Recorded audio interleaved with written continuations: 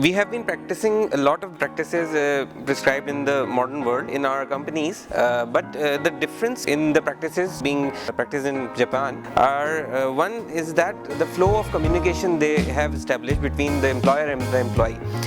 This is something which is really new to us. We really like to implement this and observe the results, and I'm sure this will result in a better outcome of the overall productivity of the company. Secondly, the resulting mutual respect that we will earn with our employee. I'm sure this will develop a very peaceful environment within the company.